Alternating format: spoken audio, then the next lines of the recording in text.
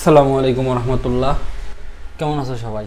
আশা করি সবাই ভালো আছো। আজকে আমাদের পরিমিতির অর্থাৎ সাধারণ গণিতের 16 নম্বর অধ্যায় 6ষ্ঠ লেকচার অনুষ্ঠিত হবে। এর আগে আমরা 5টা লেকচার নিয়েছি এবং লাস্ট 2টা লেকচারে 16.2 এর মানে আমাদের যে চতুর্ভুজ রিলেটেড যেই পার্টটা ছিল সেখানকার ম্যাক্সিমাম জিনিস শেষ করছি। আজকে আমরা অনুশীলনীর অংশটা দেখবো আর কি। অনুশীলনীর অংশটা দেখার আগে একটা জিনিস আমাদের দেখা উচিত। এখানে একটা টপিক আছে, সেটার নাম হচ্ছে সুষম বহুভুজের ক্ষেত্রফল। সুষম বহুভুজ বলতে কি বোঝায় জানো? সুষম বহুভুজ বলতে যেটা বোঝায় আমি তোমাকে বলি। যেমন মনে করো ত্রিভুজ দেখতেছো, চতুর্ভুজ দেখতেছো, তাহলে বহুভুজ শব্দটাকে যদি আমরা ভাঙি, বহুভুজ বহুভুজ মানে যার মানে অনেকগুলা ভুজ থাকবে। ভুজ মানে হচ্ছে বাহু, যার অনেকগুলো ভুজ থাকবে। তোমরা তো ত্রিভুজ চতুর্ভুজ পর্যন্তই পরিচিত। পঞ্চভুজ হইতে পারে, ষষ্ঠভুজ হইতে পারে, সপ্তভুজ হইতে পারে, এরকম অসংখ্য ভুজ হইতে পারে। কিভাবে হইতে পারে? যেমন মনে করো আমি তোমাকে একটু দেখাই কিভাবে হইতে পারে। যেমন মনে করো এই যে আমরা একটা কেন্দ্র নিলাম, যে কোনো একটা কেন্দ্রে কয় ডিগ্রি কোণ উৎপন্ন হয় জানো? 360 ডিগ্রি। কিভাবে 360 ডিগ্রি আমি তোমাকে দেখাই। মনে করো এই সেই আর কি, এখানে 360 ডিগ্রি কোণ উৎপন্ন হয়, মানে এখান থেকে শুরু করে যদি তুমি টোটালটা ভ্রমণ করো, এটা হচ্ছে 360 ডিগ্রি। এখন 360 ডিগ্রিকে তুমি যদি মনে করো 5 ভাগে ভাগ করবা, 5 ভাগে ভাগ করলে তুমি পঞ্চভুজ পাবা, 6 ভাগে ভাগ করলে ষষ্ঠভুজ পাবা। কিভাবে? মনে করো আমি এখন এটাকে 6 ভাগে ভাগ করবো, তাহলে আমরা ষষ্ঠভুজ পাবো, তাহলে 6 ভাগে ভাগ করি। মনে করো এই হচ্ছে প্রথম ভাগ, ঠিক আছে? এমনভাবে ভাগ করবা যাতে এই যে এই দৈর্ঘ্যটা অলওয়েজ সমান থাকে, তাহলেই তুমি মানে সুষম পাবা, না হলে সুষম পাবা না। এটাকে আবার কপি করবা, কপি করে, ঠিক আছে? কপি করার পরে আবার এটাই আসো, আমি তোমাকে দেখাই, তুমি দেখো। বহুভুজটা আমার আনা উচিত ছিল, তাই আমি তোমাকে চিত্র দেখাই দিতেছি, দাঁড়াও। তাহলে এটা আমাদের গেল হচ্ছে ষষ্ঠভুজ। ষষ্ঠভুজ মানে কি জানো? কেন্দ্রে প্রত্যেকটা কোণ কত হবে? টোটাল কোণ তো 360, আর এটাকে আমরা কি করতেছি 6 ভাগে ভাগ করব, তার মানে ষষ্ঠভুজ পাবো। তার মানে 6 দ্বারা ভাগ করে দিব, তার মানে একটা কোণ হবে 60 ডিগ্রি করে। তার মানে কি হবে? একটা কোণ হবে 60 ডিগ্রি করে। আমি তোমাকে আরো ভালো করে দেখাচ্ছি। তখন একটা কোণ হবে 60 ডিগ্রি করে। দাঁড়াও, কেটে দিয়ে এগুলা, দরকার নেই। তখন একটা কোণ হবে আমাদের 60 ডিগ্রি করে। তার মানে 60 ডিগ্রি করে যদি কোণ হয়, তুমি এইভাবে যে 60 ডিগ্রি বিভাজনে এরকম একটা চিত্র তুমি আঁকাইতে পারবা। যেমন দেখো এখানে এই চিত্রের মধ্যে দেখো, বইয়ের চিত্রটা আঁকানো আছে তাই আর কষ্ট করে আঁকাচ্ছি না আমি। এই চিত্রের মধ্যে দেখো, এই যে এখান থেকে মনে করো শুরু করলাম, হ্যাঁ? তো কয় ভাগ হয়েছে দেখো, এই 1 ভাগ, 2 ভাগ, 3 ভাগ, 4 ভাগ, 5 ভাগ, 6 ভাগ। আমি যদি একটু মার্কিং করি, 1 2 3 4 5 6, এখানে কিন্তু 6 ভাগ হয়েছে, 6 ভাগ হয়েছে। এবং কেন্দ্রে এই যে এই কোণটা হচ্ছে 60 ডিগ্রি, এই কোণটা হচ্ছে 60 ডিগ্রি। এটা 60 ডিগ্রি কেন? টোটাল তো 360, যেহেতু 6 ভাগে ভাগ করতেছি, তার মানে 360কে আমরা কি করব? 360কে আমরা 6 দ্বারা ভাগ করে দিব। 360কে যখন 6 দ্বারা ভাগ করে দিব, তাহলে সেটা হবে হচ্ছে আমাদের কত? 60 ডিগ্রি করে, ঠিক আছে? আমি আশা করি এতটুকু বোঝাতে পারছি। আসলে চিত্রটা একটু কপি করে নিই, কপি করে এই পেজে নিয়ে আসি, নিয়ে আসলাম, ঠিক আছে? এবার আসো এই চিত্রে দেখো, আমাদের এখানে তো 6টা ভাগ হয়েছে। এখন এর ক্ষেত্রফল বের করা যায়। ক্ষেত্রফল বের করার জন্য তোমার হাতে 2টা ওয়ে আছে। সেটা হচ্ছে যে তুমি যদি এই ত্রিভুজের ক্ষেত্রফল বের করো, যেমন এই ত্রিভুজের ক্ষেত্রফল বাই করতে গেলে তুমি দেখো এই যে এই দৈর্ঘ্যটাকে নির্দিষ্ট করে নিয়েছো না, তাহলে এই দৈর্ঘ্যের একটা নাম দিয়ে দিতে পারো। ধরো এ নাম দিলা, তাহলে এই দৈর্ঘ্যের নামও এ। আবার এর মধ্যবর্তী কোণ তুমি জানো, তাহলে যে কোনো একটা ত্রিভুজের 2টা সন্নিহিত বাহু এবং তাদের যদি অন্তর্ভুক্ত কোণ জানা থাকে, তাহলে সেই ত্রিভুজের ক্ষেত্রফল তুমি শিখেছো। তুমি কি শিখেছো? তুমি শিখেছো হচ্ছে হাফ ইন্টু ওই সন্নিহিত বাহুদ্বয়ের গুণফল ইন্টু ওই মধ্যবর্তী কোণের সাইনের অনুপাত। হ্যাঁ, মনে আছে? মনে আছে কি না? মনে থাকার কথা। তুমি এটা শিখেছিলা যে যদি কোনো ত্রিভুজের 2টা বাহু এবং তাদের সন্নিহিত কোণের মান জানা থাকে, তাহলে সেই ত্রিভুজের ক্ষেত্রফল আছে হাফ ইন্টু বাহুদ্বয়ের গুণফল ইন্টু মধ্যবর্তী কোণের সাইনের অনুপাত। এটা শিখেছিলাম। তাহলে এইভাবে এই ত্রিভুজের ক্ষেত্রফল নির্ণয় করলা, এই ত্রিভুজের নির্ণয় করবা। এই ত্রিভুজের ক্ষেত্রেও কি এটা হচ্ছে আমাদের 60 ডিগ্রি, এই বাহুর দৈর্ঘ্য এ, এই বাহুর দৈর্ঘ্য এ। সুষম হওয়ার কথা একটাই, যে প্রত্যেকটা বাহুর দৈর্ঘ্য আসে, মানে ওই যে তুমি কেন্দ্র থেকে যে এইভাবে ডিভাইডেড করবা, ডিভিশন করবা, এখান থেকে এই দূরত্বটা সবার জন্য সেম হবে আর কি, মানে বৃত্তের ব্যাসার্ধের সমান হবে আর কি, বুঝছো? বাহুর সংখ্যা অসীম করে দিলে এটা একটা বৃত্ত হয়ে যাবে। তখন এই দাগগুলো তো এত বড় থাকবে না, বাহুর সংখ্যা অসীম করে দিলে এরকম বাহুগুলো খুব কাছাকাছি থাকবে, তখন এটা এরকমভাবে একটা বৃত্ত হয়ে যায়। এটার দরকার নেই আমাদের, আমাদের খালি মনে রাখতে হবে যে এই 6টা ত্রিভুজের ক্ষেত্রফল, এখানে 6টা ত্রিভুজ হয়েছে, 6টা ত্রিভুজের ক্ষেত্রফল আলাদা আলাদা করে বের করে আমরা যদি যোগ করে দিই তাহলে এই সুষম ত্রিভুজের ক্ষেত্রফল পেয়ে যাব। অথবা আমাদের আরেকটা ওয়ে আছে, আমাদের জন্য একটা সূত্র আমাদের অগ্রজরা বের করে রেখেছে, আমরা সেই সূত্রটা অ্যাপ্লাই করতে পারি। সেই সূত্রটা কি, কোনো একটা n সংখ্যক বাহু বিশিষ্ট, যদি কোনো n সংখ্যক বাহু বিশিষ্ট কোনো যদি একটা সুষম বহুভুজ হয়, তাহলে সেই বহুভুজের ক্ষেত্রফল হবে হচ্ছে এটা।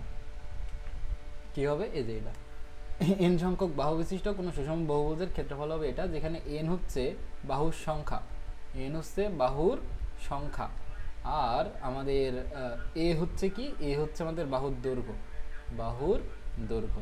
দেখো তো এই n আর a ছাড়া এখানে কোনো চলক আছে কিনা, তুমি একটু তাকাও, তাকায় দেখো এখানে n আছে, a আছে, আর কিছু নাই, কট তো একটা অনুপাত, আর n এখানে আছে, তার মানে কি n আর a ছাড়া কিছু নাই, তার মানে শুধুমাত্র বাহুর দৈর্ঘ্য আর বাহুর সংখ্যা যদি তোমাকে বলে দেয়, তুমি একটা সুষম বহুভুজের ক্ষেত্রফল নির্ণয় করতে পারবা। তাহলে এখন আমরা এই কাজই করব, তো একটা উদাহরণ দেখব, আমাকে বাহুর সংখ্যা আর বাহুর দৈর্ঘ্য বলে দিবে এবং আমরা সেখান থেকে সুষম বহুভুজের ক্ষেত্রফল নির্ণয় করতে পারবো। তাহলে কিন্তু আমরা দুইটা ওয়ে দেখলাম, এটা হচ্ছে আমাদের মেথড 1, যে আমরা ত্রিভুজের ক্ষেত্রফলের মাধ্যমে করতে পারবো, আর এটা হচ্ছে আমাদের মেথড 2। আমাদের জন্য সময় বাঁচবে যদি আমরা 2 নম্বর মেথডটা ফলো করি। 1 নম্বর মেথড ফলো করতে গেলে ওই যে এটা করে তুমি যদি এটাকে 6 দ্বারা গুণ করে দাও তাও কিন্তু হয়ে যায়, তুমি করতে পারো চাইলে। তুমি যদি না চাও তুমি এই সূত্র ব্যবহার করতে পারো, n/a² divided by 4 cot 180 degree divided by n। এটা মনে রাখতে হবে, যদি মনে না থাকে পরীক্ষার আগের দিন সুন্দরভাবে দেখে যাবা, এবং এটা তোমার মনে থাকবে না, এটাই স্বাভাবিক। তুমি সব কিছুই মনে রাখতে পারবা খুবই স্বাভাবিকভাবে, কিন্তু এটা তোমার মনে থাকবে না, এটা মনে রাখতে গেলে পরীক্ষার আগের দিন তোমাকে দেখতেই হবে। বলো, বহুভুজের ক্ষেত্রফল রিলেটেড সূত্রটা কি বুঝেছো? বুঝেছো কিনা বলো? বহুভুজের ক্ষেত্রফল রিলেটেড সূত্রটা কি বোঝা গিয়েছে? বুঝছি। ওকে, এটা সহজ ছিল, এটা কঠিন কিছু ছিল না আসলে। তারপরে আমরা দেখি, তারপরে এখন আমরা যেটা করব, তো আমরা এই রিলেটেড এই যে থিওরি বইয়ে এটা আছে, এটা দেখে নিতে পারো, প্রমাণ এভাবে করা যায়, অথবা তুমি এই যে আমি তোমাকে যেভাবে বললাম ত্রিভুজের ক্ষেত্রফলে ডিভাইডেড করে করলে ওটা আরো সহজ। এখন আমরা এই একটা অঙ্ক করে আসো, এই অঙ্কে কি বলতেছে দেখো, একটি সুষম পঞ্চভুজের প্রতিটি বাহুর দৈর্ঘ্য হচ্ছে 4 সেন্টিমিটার হলে এর ক্ষেত্রফল নির্ণয় করো। সলিউশন, প্রথম কথা, এটা একটা সুষম পঞ্চভুজ। তুমি যদি মেথড 1-এ করতে চাও, আমি তোমাকে মেথড 1-এও করে দেখাবো, মেথড 2-তেও করে দেখাবো। দেখো, চিত্র আঁকানোটা আমার জন্য এখানে একটু কঠিন লাগতেছে বলতে ব্যাসার্ধগুলো আর কি সমান হবে না, তাও আমি চেষ্টা করতে পারি একবার, আসলে চেষ্টা করি আসো। মনে করো এখান থেকে শুরু করে এখানে, হইল না, আচ্ছা চিত্র আঁকানোর দরকার নাই, এমনি আমি করে দিলে তুমি বুঝবা। পঞ্চভুজ মানে এখানে 5টা বাহু থাকবে আর কি, মানে ব্যাপারটা এরকম। আমি তোমাকে যদি শুধুমাত্র বাহু দিয়ে দেখাই, এই যে এটা একটা বাহু গেল, এখান থেকে এটা একটা বাহু গেল, মানে এক কথায় 5টা বাহু থাকবে, একটা বাহু গেল, এই একটা বাহু গেল, এমন ভাবে থাকবে। এগুলো কিন্তু ওই যে সুষম দূরত্বের হবে, আমি যে চিত্র আঁকাচ্ছি এখানে কিন্তু সুষম দূরত্ব হচ্ছে না, বুঝছো? এই একটা বাহু গেল, এই যে এখানে 5টা বাহু আছে, এটা হচ্ছে সুষম পঞ্চভুজ। এখন এই যে এটা হচ্ছে আমাদের কেন্দ্র, এই কেন্দ্র থেকে বাহুগুলার যে দূরত্ব সেটা হবে সমান। কেমন সমান হবে? এই যে এখান থেকে এই যে দূরত্ব, এখান থেকে এই যে দূরত্ব, এখান থেকে এই যে দূরত্ব, এখান থেকে এই যে দূরত্ব, আর এখান থেকে এই যে দূরত্ব, এই দূরত্বগুলো হবে সমান। মানে এই যে এই দূরত্ব যদি এ হয়, এটাও এ হওয়া লাগবে, এটাও এ হওয়া লাগবে, এটাও এ হওয়া লাগবে, এটাও এ হওয়া লাগবে। এবং যেহেতু কেন্দ্রে 360 ডিগ্রিকে 5 ভাগে ভাগ করেছে, তার মানে এখানে কেন্দ্রের এক একটা কোণ কয় ডিগ্রি করে হবে? 300। মনে করো তুমি এটাকে থিটা ধরে নিলা, তাহলে থিটা সমান তোমার হবে হচ্ছে, আমি তোমাকে বলি, তুমি ধরো এই কোণকে তুমি থিটা ধরে নিলা, তাহলে থিটা সমান হবে হচ্ছে আমাদের 360 ডিগ্রি ডিভাইডেড বাই 5। তাহলে 360 ডিগ্রি ডিভাইডেড বাই 5 করলে কত আসে? 72 আসে। তার মানে এটা theta is equal two 72 degree. খুবই ভালো কথা, তাহলে থিটার মান পেয়ে গেলাম। দেখো এখানে আমাদের এখন পঞ্চভুজের প্রতিটি বাহুর দৈর্ঘ্য দেওয়া আছে 4 সেন্টিমিটার, তার মানে এখানে আমরা কিন্তু এখন মেথড 1-এ করছি, এখানে বাহুর দৈর্ঘ্য যাকে আমরা এ দ্বারা প্রকাশ করেছি চিত্রে, তাহলে বাহুর দৈর্ঘ্য এ ইজ ইকুয়াল টু 4 সেন্টিমিটার। সেন্টিমিটারে আছে, সেন্টিমিটারে থাক, তাহলে আমাদের ক্ষেত্রফল আসবে হচ্ছে সেন্টিমিটার স্কয়ার, মানে বর্গ সেন্টিমিটারে। ভালো কথা। আর এখানে বাহুর সংখ্যা কয়টা? পঞ্চভুজ মানে কয়টা বাহুর সংখ্যা বলো তো? 5টা। 5টা। তার মানে বাহুর সংখ্যাকে n দ্বারা প্রকাশ করি এবং সেটা হচ্ছে আমাদের 5। ভালো কথা। এখন আমাদের যদি প্রথম সূত্রটা আমরা অ্যাপ্লাই করতে চাই, প্রথম সূত্রটা যদি অ্যাপ্লাই করতে চাই কিছুই লাগবে না। দেখো প্রত্যেকটা ত্রিভুজ, এখানে যে 5টা ত্রিভুজ আছে প্রত্যেকটা ত্রিভুজের বাহুর দৈর্ঘ্যগুলো a এবং মধ্যবর্তী কোণ থিটা, এবং থিটার মান হচ্ছে 72। তাহলে একটা ত্রিভুজের ক্ষেত্রফল লিখি, মনে করো একটু নাম দিয়ে দিই। তাহলে আমরা যেহেতু ত্রিভুজের ক্ষেত্রফল লিখবো তাহলে একটু নাম দিয়ে দিই। এটা দিলাম মনে করো ও। তার মানে আমাদের কেন্দ্রে যে বিন্দু আছে সেটাকে ও দিলাম। তারপরে এখানে A B C D E, এটা হচ্ছে আমাদের বহুভুজ। তার মানে এখন ত্রিভুজ ও এ বি এর ক্ষেত্রফল কত লিখতে পারবো? এই যে হাফ ইন্টু সন্নিহিত বাহুদ্বয়ের গুণফল। তার মানে এ ইন্টু মধ্যবর্তী কোণের সাইনের অনুপাত, সাইন থিটা। ভালো কথা। তাহলে হাফ এর মান কত দেখো 4, মানে 4 into 4 into sine 72 degree. Sine 72 degree তুমি মান জানো না, কিন্তু তোমার ক্যালকুলেটর তো মান জানি। তাহলে তুমি ক্যালকুলেটরে তুলে দিবা। তাহলে কত লিখবা? 4 গুণ 4 মানে 16, 16কে 2 দ্বারা ভাগ করতে হবে। তার মানে এক কথা হচ্ছে 8, 8 ইন্টু সাইন 72, সাইন 72।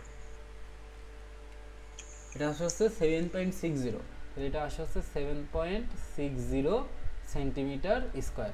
দেখো তো প্রত্যেকটা ত্রিভুজ তো সেম, কারণ এ বাহুর দৈর্ঘ্য এ বাহুর দৈর্ঘ্য এ, মধ্যবর্তী কোণ 72, এ বাহুর দৈর্ঘ্য এ বাহুর দৈর্ঘ্য এ, মধ্যবর্তী কোণ 72। চিত্র ভুল হয়েছে তাই আর কি কোণগুলোকে সমান লাগছে না। তুমি যখন চিত্রগুলো সঠিকভাবে আঁকাবা তো মধ্যবর্তী কোণগুলো অবশ্যই 72 হবে। হ্যাঁ, তাহলে প্রত্যেকটা কোণই 72। তার মানে কি টোটাল ওই পঞ্চভুজ, তার মানে লিখতে পারবা A B C D E বহুভুজের ক্ষেত্রফল বা পঞ্চভুজের ক্ষেত্রফল, পঞ্চভুজের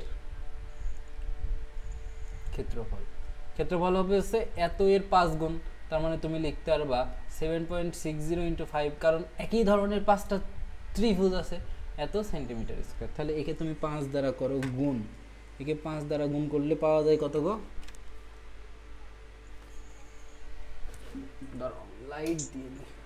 একে 5 দ্বারা গুণ করলে পাওয়া যায় হচ্ছে 38.04, 38.04 সেন্টিমিটার স্কোয়ার। তা আসলে এবার আমরা সূত্র দ্বারা করে দেখি যে সেম পাই কিনা। তাহলে যে কোনো একটা আমরা অ্যাপ্লাই করতে পারবো পরীক্ষায়, তোমার যেটা মনে থাকে। এটা তোমার যে কোনো সময় মনে থাকবে, সূত্রটা তোমার মনে নাও থাকতে পারে। তাহলে আমরা সূত্র অনুযায়ী কি জানি? বহুভুজের ক্ষেত্রফল, পঞ্চভুজের ক্ষেত্রফল। তাহলে আমরা সূত্র অনুযায়ী লিখতে পারবো পঞ্চভুজের ক্ষেত্রফল, পঞ্চভুজের ক্ষেত্রফল কি বলেছিলাম? N a square divided by 4, তাই তো? N a square divided by 4 into cot 180 degree divided by n. এখন কট কিন্তু তোমার ক্যালকুলেটরে নাই, তোমার ক্যালকুলেটরে আছে হচ্ছে ট্যান। ট্যান কীভাবে পাবা? কটকে উল্টালে তুমি ট্যান পাবা। তো মান বসাই দিই, দাঁড়াও। এন এর মান হচ্ছে 5, এ এর মান কত? এ এর মান হচ্ছে 4, তার মানে 4 স্কোয়ার। আর এখানে আছে নিচে 4 ইন্টু কটকে উল্টালে হয় ট্যান, তাহলে 1 divided by tan 180 degree divided by n এর মান হচ্ছে আমাদের কত? 5। বলো তো এই লাইনটা বুঝছো কিনা? কি করলাম?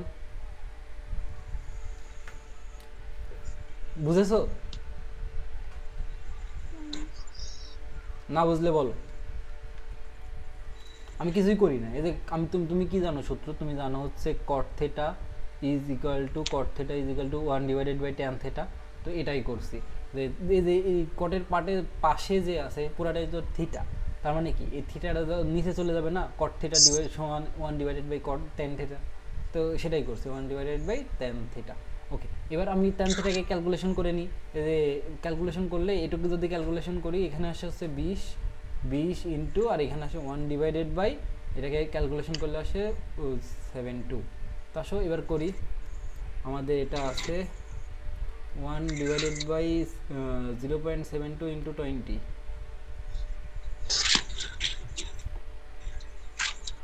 দাঁড়াও ভুল গেল কোথায়?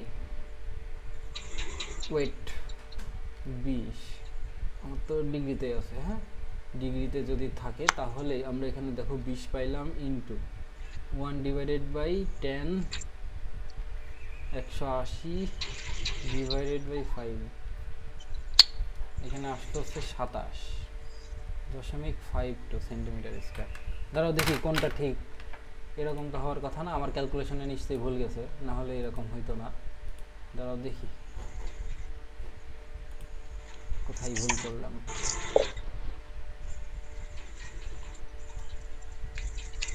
আমার এই যে ম্যানুয়ালটা ভুল গেছে এখানে, তো দেখি এখানে কি ভুল গেল। তার মানে এখানে আসছে মধ্যবর্তী কোণে সাইনের অনুপাত, সাইন 72°। এটাকে যদি কাটো তাহলে 8 ইন্টু সাইন 72 আসলে হচ্ছে 7.06। একে যদি তুমি 5 দ্বারা গুণ করো এটা আসে 38। তো এটাতে তো ভুল পাচ্ছি না, তার মানে কোনো একটা সমস্যা হয়েছে। তো এটা দ্বারা করার দরকার নেই তোমাদের, আমি ভুলটা খুঁজে বের করবো নি, করে আমি তোমাকে বলবো না, এটা আপাতত স্কিপ করো, আমি কালকে তোমাকে এটা ক্লিয়ার করে দেবো না। হ্যাঁ, আমার এটা কেন ভুল গেল আমাকে খুঁজতে হবে আর কি। স্কিপ করো এটা, তুমি এই সূত্র দ্বারাই করিও। আর এই সূত্রের কি সমস্যা কালকে আমি ক্লাসে বলে দেবো নি, আপাতত এই সূত্র দ্বারাই করিও। আচ্ছা আচ্ছা, এটা গেল। একইভাবে তোমরা এই অঙ্কটা করতে পারবে না, একটি সুষম বহুভুজের কেন্দ্র থেকে কৌণিক দূরত্ব 4 মিটার হলে এর ক্ষেত্রফল নির্ণয় করো।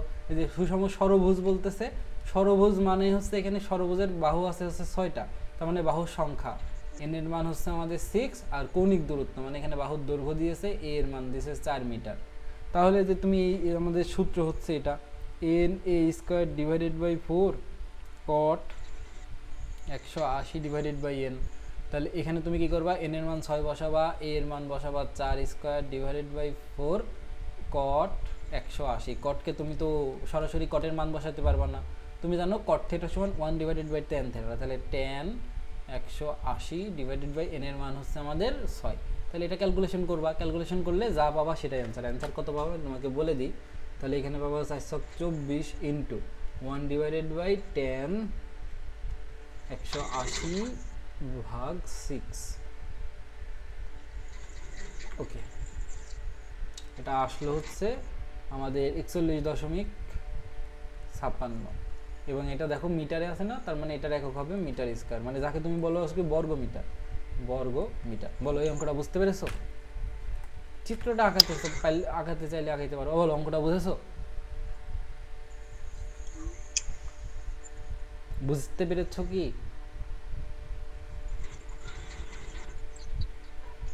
এই অঙ্কটা বুঝেছো কিনা একটু বলো তো।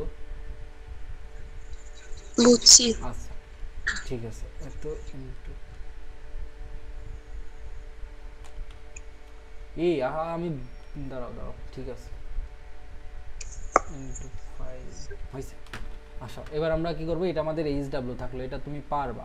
এটা পারবা কীভাবে, আমি অধ্যায়ের অঙ্কগুলো করে দিলে এটা পারবা, সমস্যা না। এটা এইচডাব্লিউ থাকলো, যেহেতু এটা উদাহরণের সৃজনশীল, তো তাই এইচডাব্লিউ থাকলো। অধ্যায়ের সৃজনশীল আমরা করে দেবো। আসো অনুশীলনের অঙ্কগুলো শুরু করি। এটা আমরা গতকালকে এইচডাব্লিউ দিয়ে রেখেছিলাম যে আয়তাকারের ঘরের বিস্তার। আমি তোমাকে শুধুমাত্র বলে দিই, একটু টাচ দিয়ে যাই যাতে তোমার জন্য সুবিধা হয়। আসো করি, একটি আয়তাকার ক্ষেত্রের দৈর্ঘ্য বিস্তারের দ্বিগুণ। এই যে বিস্তার বলতেছে, বিস্তার মানে হচ্ছে প্রস্থ আর কি। বিস্তার বলতে যা বোঝাচ্ছে, প্রস্থ বলতেও তাই বোঝাচ্ছে। তো সমস্যা নাই, আমরা দেখি যে তাহলে আমরা একটা আয়তাকার ঘর নিয়ে, আয়তাকার ঘরের সব কিছু কিন্তু আমরা জানি, যার ক্ষেত্রফল হচ্ছে দৈর্ঘ্য গুণ প্রস্থ, পরিসীমা হচ্ছে 2 ইন্টু দৈর্ঘ্য প্লাস প্রস্থ, আর কর্ণের দৈর্ঘ্য হচ্ছে রুট ওভার দৈর্ঘ্য স্কয়ার প্লাস প্রস্থ স্কয়ার। ওকে, আমরা সব কিছু জানি। তাহলে আমাদের কাছে যা জানতে হবে আয়তাকার ক্ষেত্রে আমরা সব বলতে পারবো। এই যে আয়তাকার ক্ষেত্রের 4টা শীর্ষ আমরা দিয়ে দিলাম। এখন আমাদের মনে করো এটা আমাদের দৈর্ঘ্য, এটা আমাদের প্রস্থ। মনে করো দৈর্ঘ্যকে আমরা ধরে নিলাম হচ্ছে, পরে ধরি, ধরার দরকার নাই। তাহলে আমরা এখন মনে করব, হ্যাঁ এখানে মনে করি, ওখানে মনে করার দরকার নেই। মনে করি দেখো দৈর্ঘ্য বিস্তারের দ্বিগুণ, তার মানে বিস্তার যা, দৈর্ঘ্য হচ্ছে তার দ্বিগুণ। তাহলে মনে করি প্রস্থ অথবা বিস্তার, তুমি বিস্তারই লেখো, যেহেতু এখানে লিখেছে বিস্তার, বিস্তার যে ব্র্যাকেটে লিখে দাও প্রস্থ, বিস্তার আমাদের x মিটার। তাহলে আমাদের দৈর্ঘ্য কত হবে বলো তো? দৈর্ঘ্যটা কি বিস্তারের দ্বিগুণ না, তার মানে কি বিস্তারের দ্বিগুণ, এখানে লেখো বিস্তারের দ্বিগুণ, দ্বিগুণ। তাহলে বিস্তার হচ্ছে আমাদের এক্স, এক্স এর 2 গুণ, এক্স এর 2 গুণ বলতে তুমি লিখতে পারবা হচ্ছে 2x, এত মিটার। কাজ শেষ। তাহলে আমরা দৈর্ঘ্য প্রস্থ পেয়ে গেছি। এবার এখান থেকে একটা শর্ত গঠন করতে হবে, এখান থেকে একটা শর্ত গঠন করতে পারলেই অঙ্ক শেষ। তা আসো দেখি শর্তটা কিভাবে গঠন করতে পারি, সেটাই এখন দেখার ব্যাপার।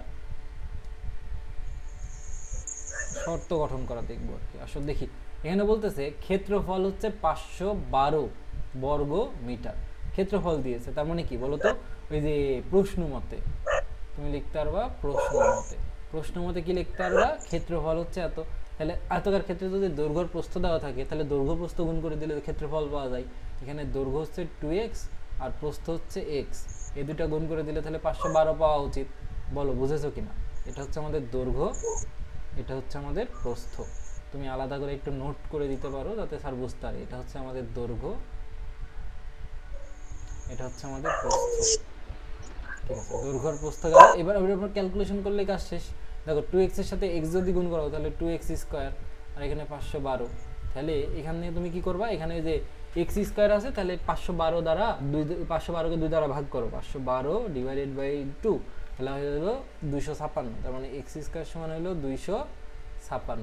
তার মানে x এর দেখো তুমি যখন এটা ওই পাশে পাঠাবা, এই স্কয়ারকে ওই পাশে পাঠাবা, রুট ওভার হবে, সামনে একটা প্লাস মাইনাস আসে আর 256 হবে। তাহলে এখান থেকে x এর মান হয় হচ্ছে আমাদের প্লাস মাইনাস 16। কিন্তু তুমি দেখো তার মানে কি, একটা মান হচ্ছে আমাদের -16 আর একটা মান হচ্ছে আমাদের +16। তুমি বলো দৈর্ঘ্য কি কখনো ঋণাত্মক হয়? তাহলে এটা গ্রহণযোগ্য না, গ্রহণযোগ্য না। এখন আমি এখানে দুইটা মান কেন পাইলাম, দেখো এই যে x এর উপরে স্কয়ার আছে, আমরা জানি কোন একটা চলকের উপরে পাওয়ার যত থাকে ও সলিউশন ততগুলো হয়। এখানে পাওয়ার যদি 3 থাকতো 3টা সলিউশন পাইতাম, পাওয়ার 4 থাকলে 4টা সলিউশন পাইতাম, এটা হচ্ছে নিয়ম। ঠিক আছে, আচ্ছা আমরা তাহলে x এর মান বের করে ফেলছি। অতএব তাহলে x এর মানটা আমরা কত পেলাম, x এর মান আমরা পেলাম হচ্ছে, অতএব x সমান হচ্ছে 16 মিটার। ভালো কথা। পরিসীমা জানতে চাইছে সে, আয়তাকার ক্ষেত্রের পরিসীমা আমাদের কাছে জানতে চাইছে, আমরা পরিসীমা বলে দিতে পারি। পরিসীমা হচ্ছে আয়তাকার ক্ষেত্রের পরিসীমা হচ্ছে 2 * দৈর্ঘ্য প্লাস প্রস্থ। অতএব পরিসীমা, পরিসীমা হচ্ছে 2 * দৈর্ঘ্য প্লাস প্রস্থ। 2 দৈর্ঘ্য কত, দৈর্ঘ্য হচ্ছে আমাদের, দেখো দৈর্ঘ্য আমরা বের করেছিলাম 2x, আর প্রস্থ আমরা বের করেছি শুধু x ধরে নিয়েছিলাম। তাহলে এখানে হলো কত, 2x + x মানে কত 3x, তার মানে হইলো হচ্ছে 6x। আর x এর মান তাহলে বসায় দাও, 6 * x এর মান তুমি পেয়েছো হচ্ছে 16। তাহলে 6 × 16 কত হয়, 6 × 16 হয় হচ্ছে 96। তার মানে এটা হবে হচ্ছে 96 মিটার। বলো তো বুঝতে পেরেছো কিনা? পেরেছিলা এই অঙ্কটা নাকি করো নাই? কোনটা কোনটা বলো, পেরেছিলা নাকি করোই নাই? করি নাই। বাহ, ঠিক আছে, সমস্যা নেই। আচ্ছা একটু পড়াশোনায় টাইম দিও, বুঝছো? আচ্ছা আসো, তারপরে দেখো আমি তো করেই দিই, HW যতই দিই তত তো করেই তো দিই, সমস্যা কি? কিন্তু তারপরেও একটু চেষ্টা তো করো। আচ্ছা দেখো, এটা আয়তাকার একটা জিনিস নিয়ে এই প্রশ্ন, তো দেখি একটা আয়তাকার পুকুর নিয়ে প্রশ্ন আর কি। একটি জমির দৈর্ঘ্য এত এবং প্রস্থ এত, তার মানে কি, একটা মনে করো পুকুর তুমি আঁকাইলা, একটা জমি আঁকাইলা, জমির দৈর্ঘ্য আছে প্রস্থ আছে। এই যে এখান থেকে এই যে দৈর্ঘ্যটা, এখান থেকে ধরো আমাদের এই দৈর্ঘ্যটা আর কি, এখান থেকে এই দৈর্ঘ্যটা, এটা হচ্ছে আমাদের 80 মিটার। তার মানে এখান থেকে এই যে দৈর্ঘ্য, এখান থেকে এই যে দৈর্ঘ্য, এটা হচ্ছে আমাদের 80 মিটার। আর এখান থেকে এই যে দৈর্ঘ্য, সেটা হচ্ছে আমাদের কত মিটার, 60 মিটার। এখান থেকে এই যে দৈর্ঘ্য, এটা হচ্ছে আমাদের 60 মিটার। খুবই ভালো কথা। তো জমির মাঝখানে একটি পুকুর খনন করা হলো, যদি পুকুরের পাড়ের বিস্তার 4 মিটার হয় তবে পুকুরের পাড়ের ক্ষেত্রফল নির্ণয় করো। হ্যাঁ, তাহলে জমির মাঝে একটা পুকুর খনন করছো, এখন পুকুরের পাড়ের বিস্তার, এখন তুমি যখন পুকুর খনন করবা, তোমাকে যেহেতু বলে নাই কি ধরনের পুকুর, তোমাকে ধরেই নিতে হবে তুমি একটা আয়তাকার পুকুর খনন করেছো। হ্যাঁ, যেহেতু কিছু বলে নাই আর কি, বললে আমরা সে ধরনের পুকুর বসাইতাম, যেহেতু কিছু বলে নাই তাহলে আমরা আয়তাকার পুকুর বসাইলাম। এখন বলছে যদি পুকুরের পাড়ের বিস্তার 4 মিটার হয় তবে পুকুরের পাড়ের ক্ষেত্রফল নির্ণয় করো। এই যে পুকুরের পাড় দেখতে পাচ্ছ, এই যে এটা হচ্ছে পুকুরের পাড়, তখন জমির মাঝখানে পুকুর খনন করছো না, তাহলে এটা হচ্ছে পুকুরের পাড়। তারপরে এটা হচ্ছে পুকুরের পাড়, এখন এটা যেহেতু, তারপরে কি, এটা হচ্ছে পুকুরের পাড়, এটা হচ্ছে পুকুরের পাড়। ঠিক আছে, এখন পুকুরের পাড়ের বিস্তার হচ্ছে বলে দিয়েছে তোমাকে, এটা হচ্ছে 4 মিটার। এটা দেখে যদিও 4 মিটার মনে হচ্ছে না, তারপরে এটা 4 মিটার, এটা দেখে 4 মিটার মনে হচ্ছে না, তবু এটা 4 মিটার, 4 মিটার, 4 মিটার। আমি বোঝাতে পেরেছি? মানে পুকুরের পাড়ের বিস্তার হচ্ছে 4 মিটার করে। তবে পুকুরের পাড়ের ক্ষেত্রফল নির্ণয় করো, আমরা পুকুরের পাড়ের ক্ষেত্রফল নির্ণয় করতে পারি। বলো তো এতখানি পর্যন্ত বুঝেছো কিনা? ওটা বোঝা গেছে?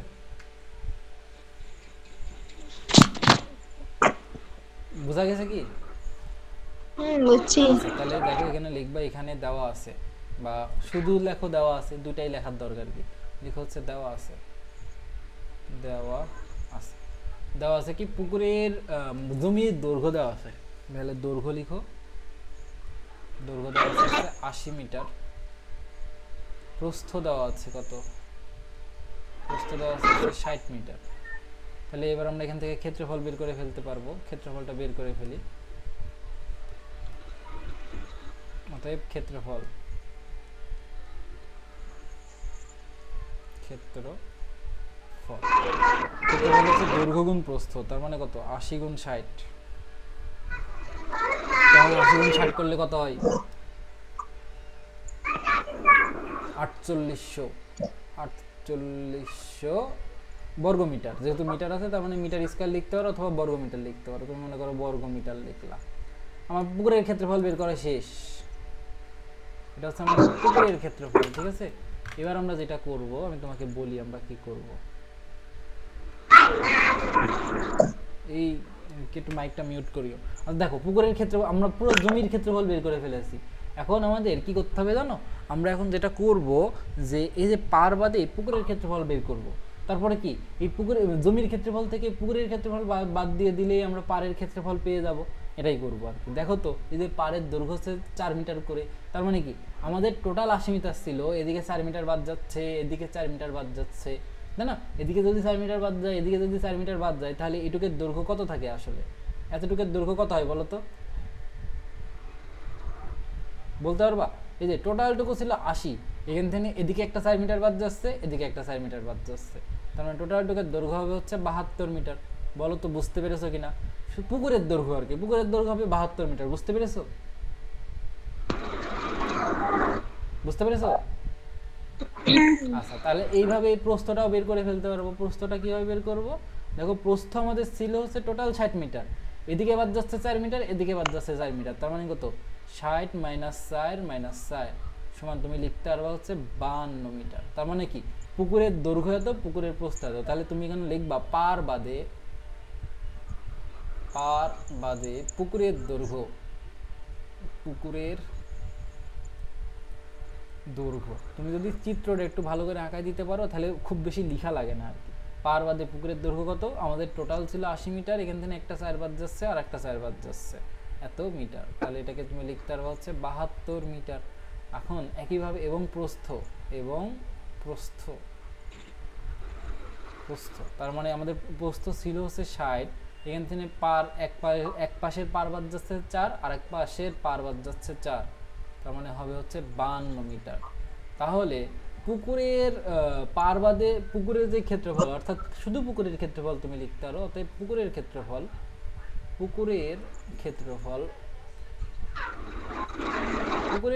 তুমি লিখতে পারো হচ্ছে পুকুরের দৈর্ঘ্য ইন্টু প্রস্থ। পুকুরের দৈর্ঘ্য তুমি পাইছো হচ্ছে 72 আর প্রস্থ তুমি পাইছো হচ্ছে 52, তাহলে কত পাওয়া যায় বলো তো, 72 × 52 পাওয়া যাচ্ছে 3744 মিটার স্কয়ার।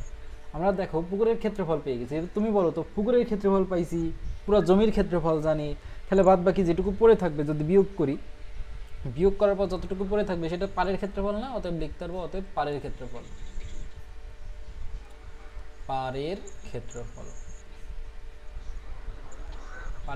হচ্ছে জমির ক্ষেত্রফল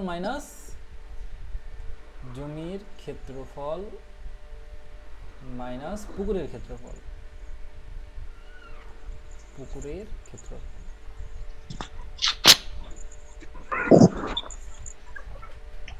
আমি তোমাকে কত করে দিব, তুমি একটু নিজেও ট্রাই করিও, বুঝছো। জমির ক্ষেত্রফল তুমি পেয়েছো 4800 আর পুকুরের ক্ষেত্রফল দেখো পেয়েছো হচ্ছে 3744, তাহলে বিয়োগ করো 4800 মাইনাস, একটু বলতেও তো পারো, তাড়াতাড়ি বলো একটু, 4874 কত, 1056। ক্যালকুলেটর যত দ্রুত পারো টিপা শিখবা, মিটার স্কয়ার বলতে পারো, অথবা বাংলায় যদি বলো এটাকে বলা হচ্ছে বর্গ মিটার। তাহলে আমরা পাড়ের ক্ষেত্রফল পেয়ে গেলাম।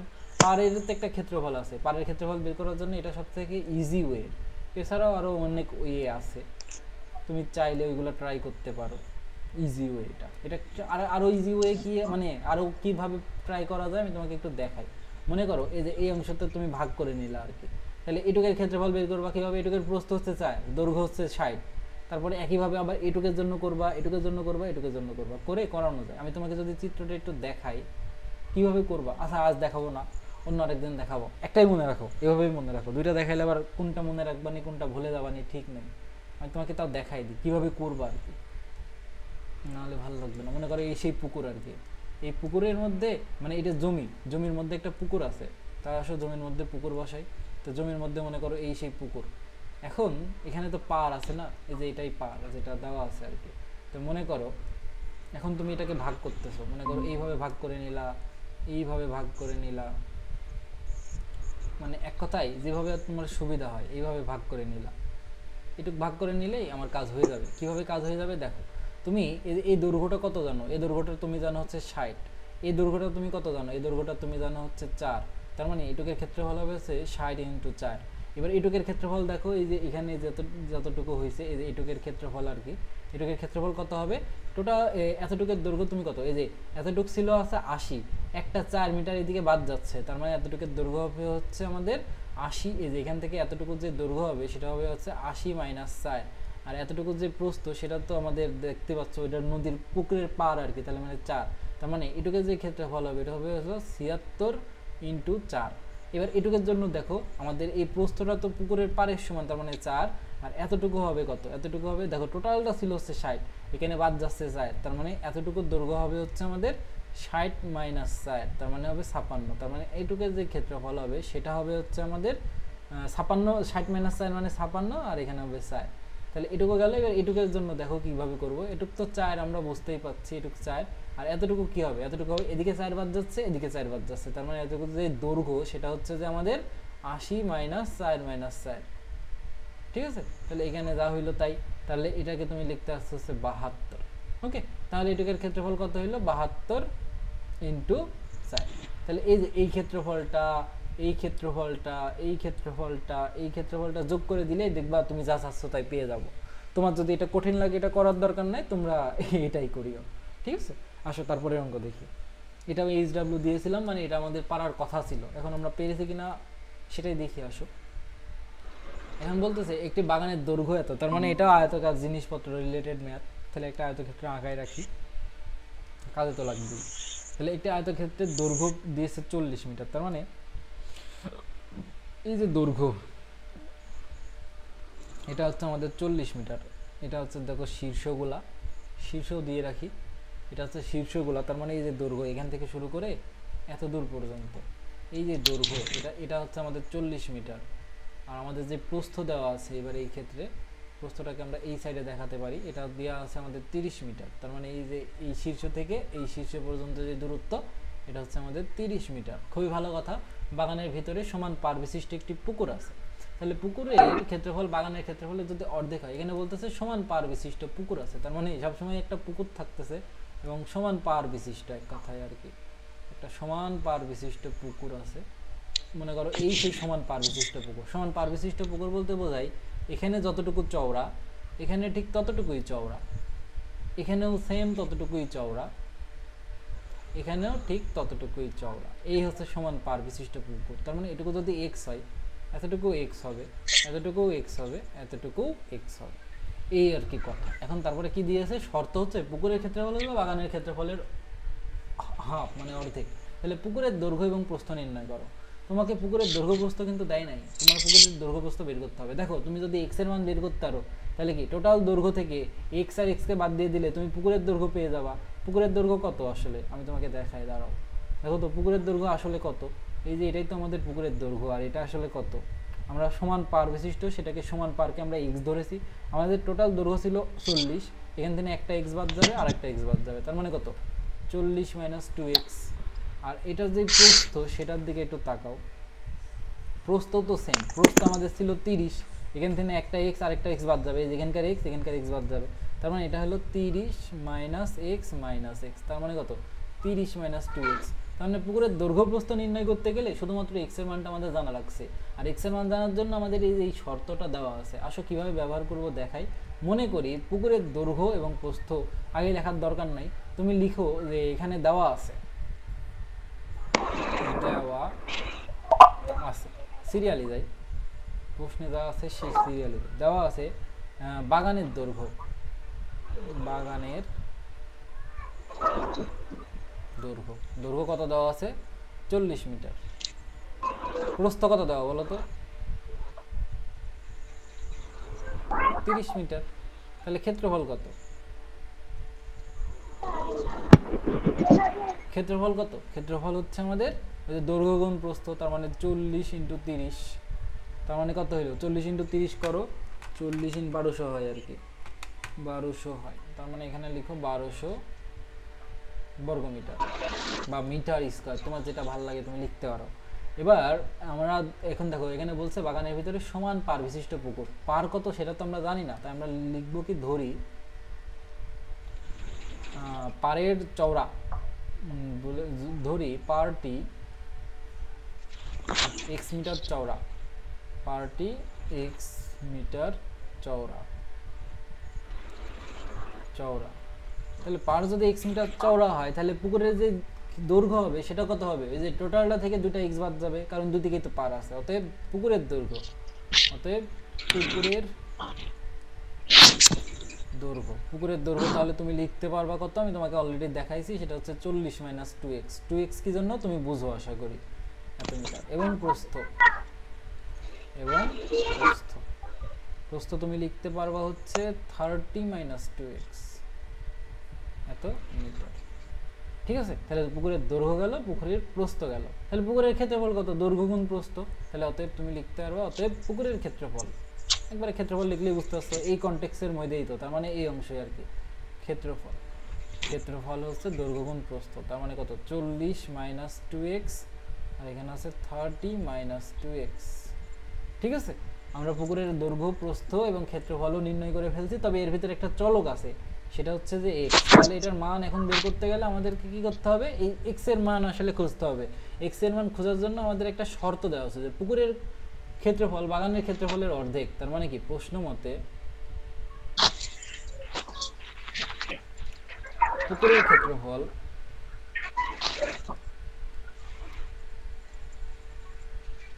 সমান হাফ ইন্টু বাগানের ক্ষেত্রফল, শর্ত কি বুঝলা,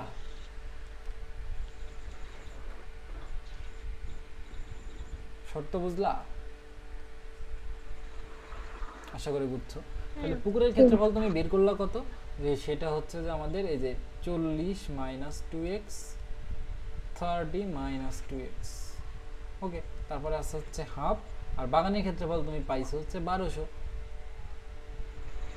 তাহলে এবারে এই সমীকরণের মধ্যে দেখো x আর কোনো চলক নাই, তার মানে এটাকে তুমি সমাধান করতে পারো, অবশ্য সমাধান করি, তাহলে এটা আর এটা যদি গুণ করি, মানে একটু এইভাবে গুণ করতে হবে না, এটা এটা এটা এটা, তাহলে এই গুণগুলা করে ফেলি আসো, তো এটা দ্বারা এটাকে যদি গুণ করি তাহলে হবে হচ্ছে 1200, তারপরে এটা দিয়ে যদি এটাকে গুণ করি তাহলে হবে হচ্ছে 80x, তারপরে হবে হচ্ছে 60x, তারপরে হবে হচ্ছে 4x স্কয়ার, 4x স্কয়ার, আর এখানে 1200কে যদি 2 দ্বারা ভাগ করো তাহলে হবে হচ্ছে 600, তাহলে সবগুলাকে যদি এক সাইডে নিয়ে আসো তাহলে হবে হচ্ছে 4x স্কয়ার, আর এখানে হয় 80 60 মানে 14, তাই না, 28 হয় 14, তার মানে 140, 140 x, আর এটাকে যদি এই সাইডে নিয়ে আসো বিয়োগ হয়ে যাবে, তাহলে হবে হচ্ছে প্লাস 600 ইজ ইকুয়াল টু 0।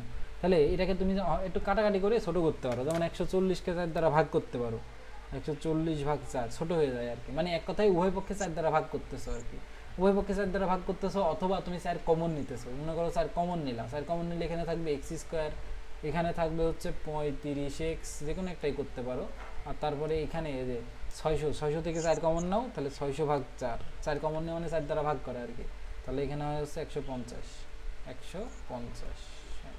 এখন 4 এদিকে গুণ অবস্থায় আছে, এদিকে গেলে ভাগ হয়ে যাবে, এবং শূন্যর নিচে যে কোনো কিছু থাকলে শূন্যই হয়ে যায়, তার মানে x square minus 35x plus 150 is equal two 0। তাহলে এটা একটা দ্বিঘাত সমীকরণ পাইলাম। এখন দ্বিঘাত সমীকরণ কিভাবে সলভ করতে হয় আমি অনেকবার দেখাইছি, আরেকবার দেখাই দিই। দ্বিঘাত সমীকরণ সলভ করা তো অনেকবার দেখাইছি, তাই না, আরেকবার দেখাই দিই। আসো, মনে করো এটাই আমাদের সেই দ্বিঘাত সমীকরণ। এখন এই সমীকরণ সলভ করতে গেলে আমাকে 150কে ভেঙে 35 মিলাইতে হবে। তো আসো 150কে ভাঙি, এটা হচ্ছে আমাদের 150 ইন্টু 1, একে যদি 2 দ্বারা ভাগ করো তাহলে হবে হচ্ছে 75, ইন্টু 2, 75 দিতে হয় তাই না? 150 ভাগ 2 কত আসে? 75। ঠিক আছে, এটা তো যোগ বিয়োগ করে 35 আসতেছে না, তাহলে 5 দ্বারা ভাগ করো 75 কে, তাহলে ভাগ 5 আসে হচ্ছে 15। তো এখানে আসে 15, আর এক যদি 5 দ্বারা গুণ করো এখানে আসে কত? 10। তাও আসে না। তাহলে এবার আমরা কি করব? এবার আমরা যেটা করতে পারি 3 দ্বারা করি। 3 দ্বারা করলে এখানে আসে হচ্ছে 5 আর এখানে আসে হচ্ছে 30। তাহলে দেখো এই যে এটা যোগ করো, যোগ করলে দেখো 35 পাওয়া যায়। তাহলে এখানে 35 আছে, আমরা তাহলে এটা নিয়ে কাজ করবো আর কি। কীভাবে কাজ করবো? X square minus 30x minus 5x plus 150। শোনো, বৃষ্টি হচ্ছে, যখন তখন কারেন্ট চলে যেতে পারে, হ্যাঁ, একটু রেডি থাকিও। তাহলে এক্স যদি কমন নাও তাহলে থাকে এক্স মাইনাস 30। দেখছো, মিডিল টার্ম জিনিসটা কিন্তু অনেক ভালোভাবে শিখতে হয়। এটা নিয়ে কিন্তু এইটা অনেক পড়াশোনা করছো, মনে আছে কিনা জানি। তাহলে এক্স এখানে মাইনাস কমন নিলে 30 সমান 0। তাহলে তুমি দেখো এখানে পাইলা কত? এক্স মাইনাস 30 যদি কমন নাও তাহলে এক্স মাইনাস 5 থাকে। ঠিক আছে, এক্স মাইনাস 5 থাকে। ঠিক আছে, তাহলে এখানে এখন দেখো দুটো জিনিসের গুণফল পাইছো 0, তাহলে তুমি কি লিখতে পারো? হয় এক্স মাইনাস 30 সমান 0 অথবা x minus 5 is equal two 0। তাহলে এক্স সমান এখানে পাইলা 30 আর এখানে পাইলা 5। দেখো তুমি পারের যে চওড়া বা পারের যে দৈর্ঘ্য সেটা তুমি দুইটা পাইছো, একটা হচ্ছে 30 আর এক হচ্ছে কত? 5। একটা 30 আর একটা হচ্ছে 5। এর ভেতরে একটা গ্রহণযোগ্য হবে, একটা গ্রহণযোগ্য হবে না। কোনটা গ্রহণযোগ্য হবে? এখানে দেখো এর আগে একটা নেগেটিভ পাইতাম, একটা পজিটিভ পাইতাম, আমরা বলতে পারতাম যে নেগেটিভটা গ্রহণযোগ্য না, কিন্তু এখানে সমস্যা হচ্ছে যে এখানে দুইটাই পজিটিভ। তাহলে কোনটা গ্রহণযোগ্য কোনটা গ্রহণযোগ্য না কীভাবে বুঝবো? সেটা বোঝার জন্য আসলে অঙ্কে আসি। দেখো আমাদের এই যে বাগানের প্রস্থই 30 মিটার, তো বাগানের প্রস্থের সমান কি পুকুরের যেই পাড়ের চওড়া সেটা হইতে পারে? পুকুরের পাড় কি এত বড় হবে যে বাগানের প্রস্থের সমান? তাহলে পুকুর কই গেল, তাই না? দেখো এই পুকুরের যদি পাড়ের চওড়াই 30 মিটার হয়, তাহলে এদিকে 30 মিটার দিবা, এদিকে 30 মিটার দিবা, তাহলে পুকুর কই দিবা? পুকুর দেওয়ার তো জায়গা নাই, তাহলে এটা কোনোভাবেই আসলে গ্রহণযোগ্য না। এই যে এটা দেখো কাজ করে না, দেখো কাজ করছে, দেখো তাহলে এই 30 মিটার জীবনেও গ্রহণযোগ্য না। এটা কেন গ্রহণযোগ্য না? কারণ পুকুরের পাড়ের চওড়া কখনো পুকুরের বাগানের প্রস্থের সমান হয় না, গ্রহণযোগ্য না, গ্রহণযোগ্য না। কারণ চওড়া পাড়ের চওড়া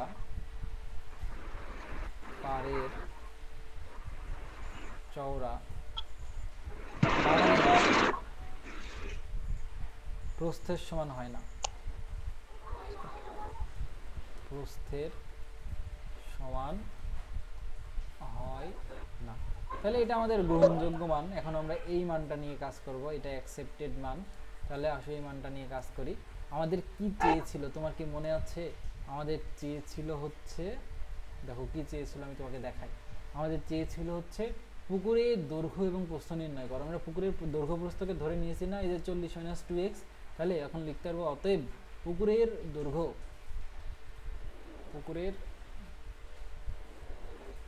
দৈর্ঘ্য সেটা হচ্ছে 40 মাইনাস 2x।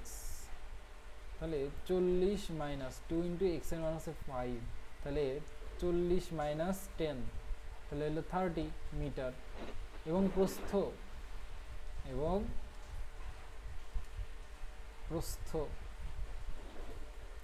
সেটা ছিল হচ্ছে 30 মাইনাস 2x, তার মানে এটা 20 হবে, কারণ x এর মান তো 5। তাহলে 30 মাইনাস 2 ইন্টু 5, তাহলে 30 মাইনাস 10, তাহলে এটা হলো 20 মিটার। বলো বুঝতে পেরেছো কিনা? পুকুরের দৈর্ঘ্য এবং প্রস্থ নির্ণয় করা বোঝা গেছে?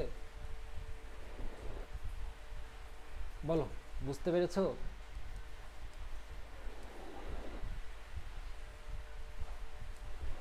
বুঝতে পেরেছো কিনা একটু বলো তো। রুনি বুঝতে পেরেছো? আচ্ছা, ঠিক আছে। আসো তারপরে দেখি, এটা তো আমাদের গেল। তার মানে এই অঙ্কটার ক্ষেত্রে সহজ ছিল, মানে কোনোভাবে তোমাকে ওই যে শর্ত দিবে কিছু একটা ধরে নিতে হবে, তারপরে তুমি অঙ্কটা করতে পারবা। আসো এটা ESW দেওয়া ছিল, এটাও সেম, এটা হচ্ছে বর্গ রিলেটেড ম্যাথ। বর্গ আর ওই তো একই, তাই না? এটা হচ্ছে বর্গ রিলেটেড ম্যাথ। আসো দেখি এটা কিভাবে করতে পারবো, একটা সলিউশন লিখে নিই। বলতেছে একটি বর্গাকার মাঠের চারদিকে 5 মিটার চওড়া একটি রাস্তা হচ্ছে, রাস্তার ক্ষেত্রফল 500 বর্গমিটার হলে মাঠের ক্ষেত্রফল নির্ণয় করো। তাহলে একটি বর্গাকার মাঠ, তাহলে একটা মাঠ নাও যেটা হচ্ছে বর্গাকার। বর্গাকার মানে কি 4 বাহুর দৈর্ঘ্য হচ্ছে সমান, তাহলে এখানে 4 বাহুর দৈর্ঘ্য সমান করে একটা মাঠ নিলাম।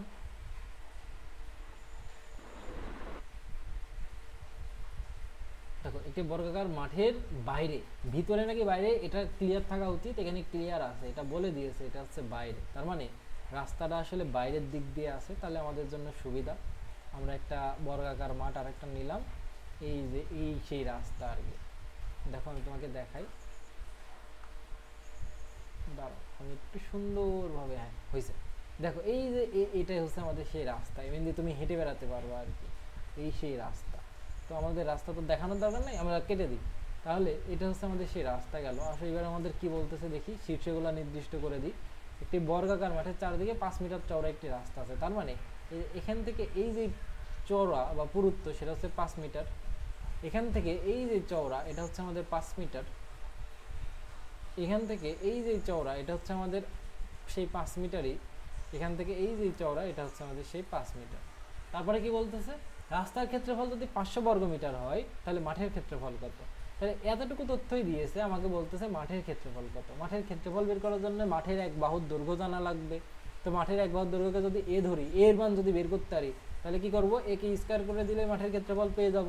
তো আমরা ধরে নিলাম যে ধরি বর্গাকার মাঠের এক বাহুর দৈর্ঘ্য হচ্ছে এ মিটার, ধরি বর্গাকার মাঠের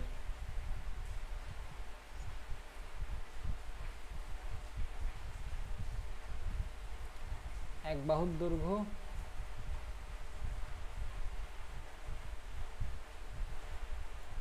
সেটা হচ্ছে যে এ মিটার আমরা ধরলাম। তুমি এক্স ধরতে পারো, কেউ আটকাবে না, তুমি চাইলে এও ধরতে পারো, তোমাকে কেউ আটকাবে না। ধরলাম, এবার ধরার পরে কাজ হচ্ছে,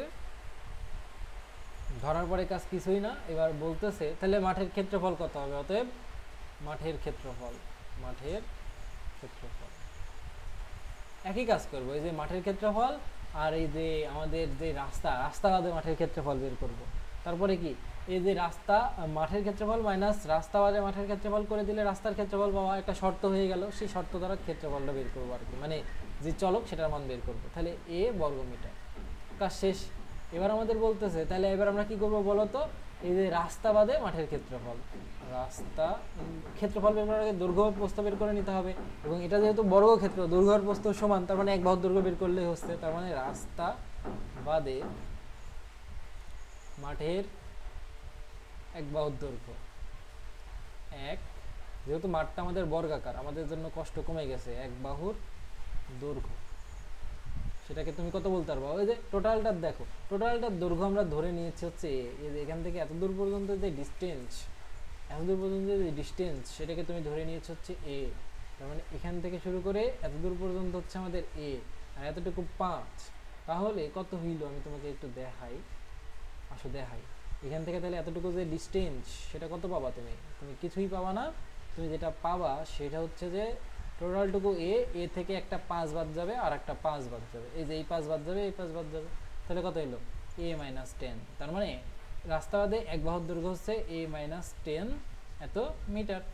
তাহলে ক্ষেত্রফল কত, অতএব ক্ষেত্রফল, ক্ষেত্রফল হবে হচ্ছে a - 10 whole square metre square. Metre square না লিখে তুমি বর্গ মিটার লিখো, কোনো সমস্যা নাই, বর্গ মিটার।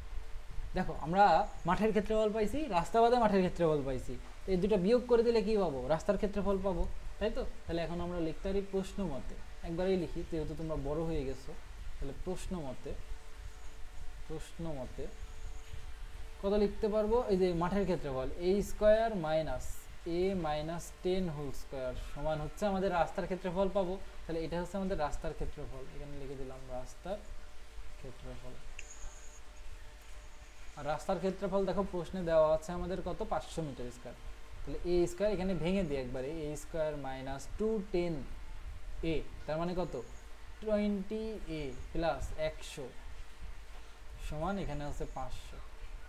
তাহলে এখানে আমরা কত পেলাম, এখানে আমরা পেলাম হচ্ছে এ স্কোয়ার মাইনাস এ স্কোয়ার প্লাস, এই যে মাইনাস দ্বারা গুণ করে দিচ্ছি আর কি, 20 এ মাইনাস 100 সমান 500। তাহলে এই স্কোয়ার আর এই স্কোয়ার কাটা, তুমি দেখতেই পাইতেছো এই যে তোমার এই স্কোয়ার আর এই স্কোয়ার কাটা, তাহলে থাকলো 20 এ সমান কত 500 যোগ 100, তাহলে এখানে হলো 600। তার মানে এ সমান কত হইলো 600 ডিভাইডেড বাই 20, 600কে 20 দ্বারা ভাগ করো, 600 ভাগ 20 30 আসে আর কি, 30। তাহলে এটা হয় হচ্ছে আমাদের 30 মিটার। তার মানে কি এই যে আমাদের যেই মাঠ, বর্গাকার মাঠ, সেই মাঠের এক বাহুর দৈর্ঘ্য হচ্ছে 30। অতএব তুমি লিখতে পারবা, অতএব মাঠের এক বাহুর দৈর্ঘ্য, এক বাহুর দৈর্ঘ্য হচ্ছে আমাদের 30 মিটার। আমাদের প্রশ্নে চাইছিল মাঠের ক্ষেত্রফল, অতএব মাঠের ক্ষেত্রফল দেখছো একই ধরনের অঙ্ক সব। ক্ষেত্রফল সেটা কত, সেটা হচ্ছে আমাদের 30 স্কোয়ার বর্গ মিটার। 30 কে স্কোয়ার করলে কত আসে, 3 কে স্কোয়ার করলে 9, আর একটা শূন্যকে স্কোয়ার করলে 2টি শূন্য, এত বর্গ মিটার। বলো বুঝতে পেরেছো?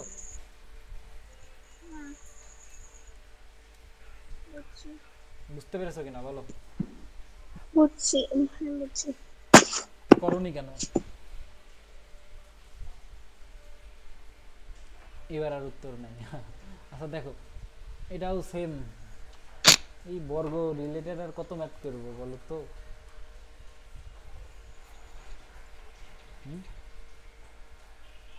খালি যে বর্গ ক্ষেত্র রিলেটেডই ম্যাথ।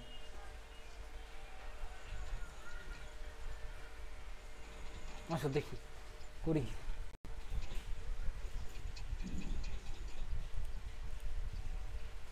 আর একটা ম্যাথ করি। আসলে এই ম্যাথগুলো একটু বড় বড়, তোমাকে টাইম দিতে হবে, যদি টাইম না দাও তাহলে হবে না। একটি বর্গক্ষেত্রের পরিসীমা একটি আয়তক্ষেত্রের পরিসীমার সমান, মানে ব্যাপারটা এইরকম। তুমি বর্গক্ষেত্রের পরিসীমা কত জানো বলো তো? জানো বর্গক্ষেত্রের পরিসীমা সমান কি? এই ম্যাথটা করে দিই, আসলে এই ম্যাথটা সুন্দর আছে। তারপরে আগে ম্যাথটা পড়ি। হ্যাঁ, একটি বর্গক্ষেত্রের পরিসীমা একটি আয়তক্ষেত্রের পরিসীমার সমান। আয়তক্ষেত্রটির দৈর্ঘ্য প্রস্থের 3 গুণ এবং ক্ষেত্রফল 768 বর্গমিটার। প্রতিটি 40 সেন্টিমিটার বর্গাকার পাথর দিয়ে বর্গক্ষেত্রটি বাঁধতে মোট কতটি পাথর লাগবে? তার মানে যাই করতে যায় আমাকে এখানে ক্ষেত্রফল বের করতে হবে, তারপরে বাকি সব কিছু বের করতে পারবো। আচ্ছা, এখানে আমাদের প্রথমত সলিউশন লিখে নিব। সলিউশন লেখার পর এখানে বলতেছে একটি বর্গক্ষেত্রের পরিসীমা একটি আয়তক্ষেত্রের পরিসীমার সমান। আয়তক্ষেত্রের দৈর্ঘ্য প্রস্থের 3 গুণ এবং ক্ষেত্রফল এত। তার মানে আমরা আসলে আয়তক্ষেত্রের দৈর্ঘ্য প্রস্থ বের করে ফেলি, তারপর বর্গক্ষেত্রের পরিসীমা বের করে ফেলতে পারবো। তাহলে একটা আয়তক্ষেত্র আমাদের লাগবে। তাহলে মনে করো এই সেই আমাদের আয়তক্ষেত্র আর কি। এই আয়তক্ষেত্রের কি বলতেছে, মনে করো শীর্ষ হচ্ছে এই 4টা, শীর্ষগুলোকে একটু সাদা কালার করে দিয়ে দেখতে ভালো লাগবে। এটা সাদা সাদা সাদা সাদা। এখন আমাদের বলতেছে আয়তক্ষেত্রের দৈর্ঘ্য প্রস্থের 3 গুণ, তার মানে এর যদি প্রস্থ x হয় দৈর্ঘ্য হবে কত 3x। বোঝা নাই? দৈর্ঘ্য হচ্ছে প্রস্থের 3 গুণ, তাহলে তুমি কি লিখবা, ধরি আয়তক্ষেত্রের দৈর্ঘ্য না আয়তক্ষেত্রের প্রস্থ, আয়তক্ষেত্রের প্রস্থ সেটা হচ্ছে আমাদের x মিটার। তাহলে অতএব দৈর্ঘ্য কি হবে, দৈর্ঘ্য হবে হচ্ছে আমাদের 3x মিটার, কারণ বলেছে 3 গুণ। তাহলে এর ক্ষেত্রফল কত, ক্ষেত্রফল হচ্ছে দৈর্ঘ্য গুণ প্রস্থ, তার মানে 3x ইন্টু x, তার মানে তুমি বলতে পারবা হচ্ছে 3x স্কোয়ার বর্গ মিটার। আর এখানে ক্ষেত্রফল আমাদের প্রশ্ন মতে সেই আয়তক্ষেত্রের ক্ষেত্রফল হচ্ছে 768। তাহলে আমরা কি লিখতে পারি, প্রশ্ন মতে এই দুইটা জিনিস সমান। তাহলে আমি তোমাকে দেখে আমি কি লিখতে পারবো, প্রশ্ন মতে 3x স্কোয়ার সমান 768। তার মানে এখন x স্কোয়ার সমান কি করতে হবে, ওই যে 3 ওদিকে ভাগ হয়ে যাবে, তাহলে 768 ভাগ 3 256 হয়, তাহলে এটা হয় 256। ওই স্কোয়ার করে পাশে দিলে রুট হবে, রুট হলে প্লাস মাইনাস আসবে, এখানে মাইনাস ওয়ান গ্রহণযোগ্য হবে না, তার মানে একবারে প্লাস ওয়ানটা নিয়ে কাজ করি। তার মানে এক্স এর মান তুমি পাওয়া হচ্ছে 16 মিটার পাবা, কারণ এটা মিটারে ছিল, বর্গ মিটারে ছিল, তাই এখান থেকে মিটার পাইলাম আর কি। আচ্ছা, আমাদের তাহলে আমরা আয়তক্ষেত্রের দৈর্ঘ্য প্রস্থ কিন্তু পেয়ে গেলাম, তাই না? তাহলে অতএব দৈর্ঘ্য কত? 3x metre. তো 3 ইন্টু এক্স এর মান 16, এই 3 গুণ 16 কত হয় বলো তো, একটু তাড়াতাড়ি বলো। 3 গুণ 16 কত হয়? 48। 48 মিটার। আর এবং প্রস্থ আমাদের এই যে এক্স এর সমান, এক্স হচ্ছে আমাদের 16 মিটার। তাহলে দৈর্ঘ্যও পেয়ে গেলাম, প্রস্থও পেয়ে গেলাম। তার মানে কি আমাদের এখানে যে শর্ত ছিল সেটা হচ্ছে যে পরিসীমা বর্গক্ষেত্রের পরিসীমা আয়তক্ষেত্রের পরিসীমার সমান। তাহলে এখন এই আয়তক্ষেত্রের পরিসীমা বের করব। অতএব পরিসীমা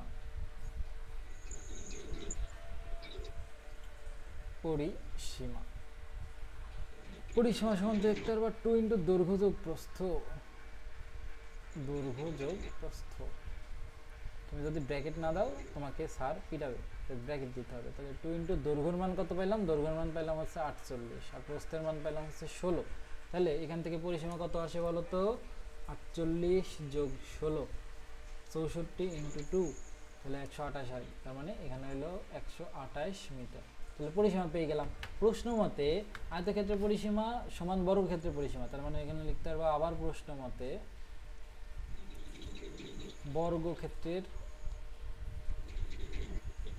পরিসীমা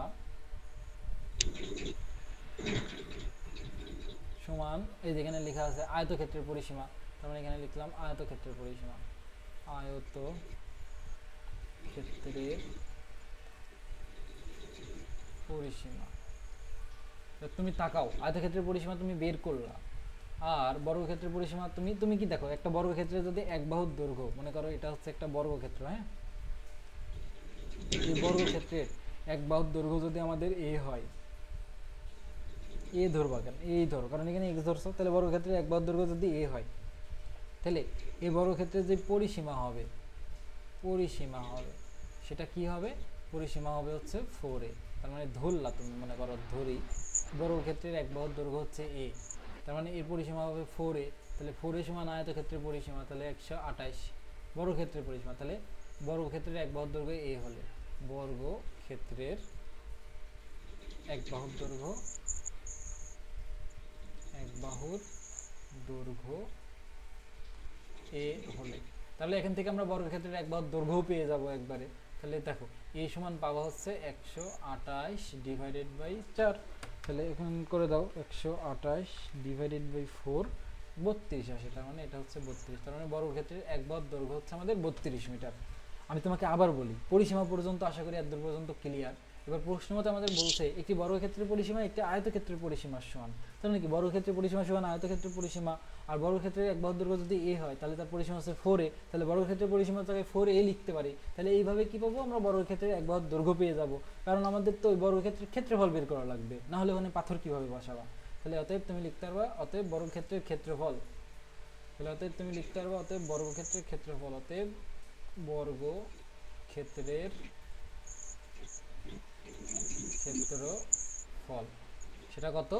এই যে 32 স্কয়ার, বাহুর দৈর্ঘ্য স্কয়ার, 32 কে স্কয়ার করো, 32 কে স্কয়ার করলে আসে হচ্ছে 1024 বর্গ মিটার। তার মানে বর্গক্ষেত্রের যে ক্ষেত্রফল, এই যে ক্ষেত্রফল সেটা আমরা পেয়ে গেলাম। এখন আমাকে কি করতে হবে? দেখো প্রতিটি 40 সেন্টিমিটার বর্গাকার পাথর, তার মানে কি এত পাথর দিয়ে এই বর্গক্ষেত্রটিকে বাঁধতে, আমি তোমাকে বোঝাই এখানে কি বলতেছে। মনে করো এই সেই আমাদের বর্গাকার ক্ষেত্র আর কি, হ্যাঁ, আর এর ভিতরে যে পাথর বসাবা সেই পাথরগুলো মনে করো এই সেই পাথর, আমি তোমাকে দেখাই। দেখো এর ভিতরে যে পাথর বসাবা এই সেই পাথর, তাই না? এই পাথর তুমি একটা একটা করে এইভাবে বসাবা, বসায়ে এই বর্গক্ষেত্র মানে এই ক্ষেত্রটাকে পুরো ভরে ফেলবা আর কি। তার মানে এই যে এই পাথর যেটা দিয়েছে, এই পাথরটা হচ্ছে আমাদের বর্গাকার পাথর। এই পাথর যেটা দিয়েছে এটা হচ্ছে বর্গাকার পাথর, আর এই পাথরের যেই আমাদের দৈর্ঘ্য দিয়েছে এক বাহু, সেটা হচ্ছে 40 সেন্টিমিটার। এখন আমাদের কি করতে হবে? এই 40 সেন্টিমিটার থেকে আমাদের এই বর্গাকার পাথরের ক্ষেত্রফল বের করতে হবে, তারপরে আমরা বলতে পারবো যে কতগুলো পাথর লাগবে। ঠিক আছে, আমরা দেখো এখন আমাদের যে ক্ষেত্রফল বের হয়েছে সেটা বের হয়েছে বর্গ মিটারে। তাহলে এটা যদি সেন্টিমিটার থাকে, এখান থেকে ক্ষেত্রফল বের করলে সেটা আসবে হচ্ছে বর্গ সেন্টিমিটারে, কিন্তু আমাদের তো লাগবে হচ্ছে বর্গ মিটারে, মানে সবগুলাকে একই জাতীয় এককে রাখতে হবে। তার মানে আমরা এখন লিখবো এখানে পাথরের এক বাহুর দৈর্ঘ্য, এখানে বর্গাকার পাথরের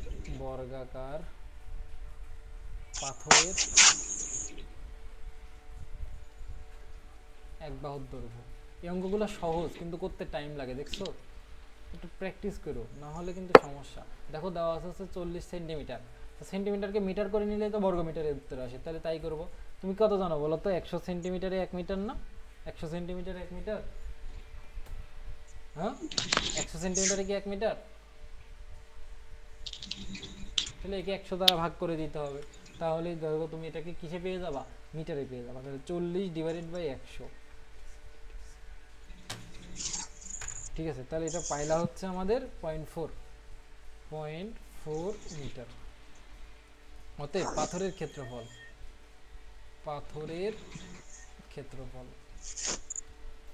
ক্ষেত্রফল কত পাবা? তাহলে এই যে বাহুর দৈর্ঘ্য স্কয়ার, তাহলে 0.4 হোল স্কয়ার, তাহলে 0.4 কে যদি স্কয়ার করো 0.16 আসে, 0.16 মিটার স্কয়ার বা বর্গ মিটার লিখো, এটা লিখো হচ্ছে বর্গ মিটার। তাহলে দেখো পাথরের ক্ষেত্রফল পেয়ে গেলা, তুমি জমির ক্ষেত্রফল জানো, তুমি ধরে নাও n সংখ্যক পাথর লাগবে, তাহলে তুমি লেখো ধরি যে এই জমিটি বাধাই করতে, এখানে বলতেছে না দেখি বর্গক্ষেত্রটি বাঁধতে মোট কতটি পাথর লাগবে, ধরি বর্গক্ষেত্রটি বাঁধতে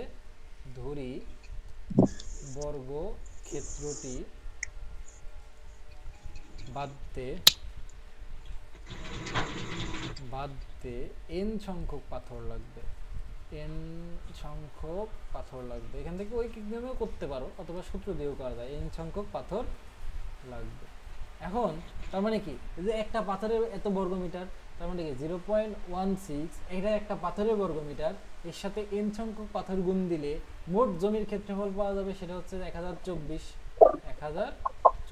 বলো তো এই সমীকরণটা বুঝতে পারলা কিনা? একটা পাথরের যে ক্ষেত্রফল সেটা 1000 মানে 0.16, আমরা ধরে নিলাম n সংখ্যক পাথর লাগবে, তাহলে 0.16 এর সাথে n সংখ্যক পাথর গুণ দিলেই তো মোট জমির ক্ষেত্রফলটা পাওয়া যাবে, সেটাই করলাম আর কি। তাহলে এখান থেকে n এর মান পাওয়া হচ্ছে 1024 ডিভাইডেড বাই 0.16 করে দাও, এখানে 1024 ডিভাইডেড বাই 0.16 আসে হচ্ছে 6400। তার মানে আমাদের ওই জমিটা বাঁধতে, এই যে বর্গাকার জমিটা বাঁধতে 6400টি পাথর লাগবে, তার মানে এই যে এতটি পাথর লাগবে। বলো অঙ্কটা বুঝতে পারছো কিনা? বুঝছি। কি যে বুঝলা তুমি জানো। ঠিক আছে, ভালো কথা, আর করাবো না, আজকে আর করাবো না। দেখছো 5টা অঙ্ক করতে 1 ঘন্টা লাগলো, মানে একটা অঙ্কের পিছনে 20 মিনিট করে লাগছে। তারপরে এগুলো তোমাদের সব এইচডব্লিউ দেওয়া ছিল। দাঁড়াও রেকর্ডিংটা অফ করি, ভালো থাকো। স্যার। হ্যাঁ বলো বলো বলো বলো বলো। আচ্ছা আগে রেকর্ড করো। আচ্ছা দাঁড়াও রেকর্ডিংটা অফ করে, না ম্যাথ না ক্যালকুলেটরের কথা। দাঁড়াও রেকর্ডিংটা অফ করে নিয়ে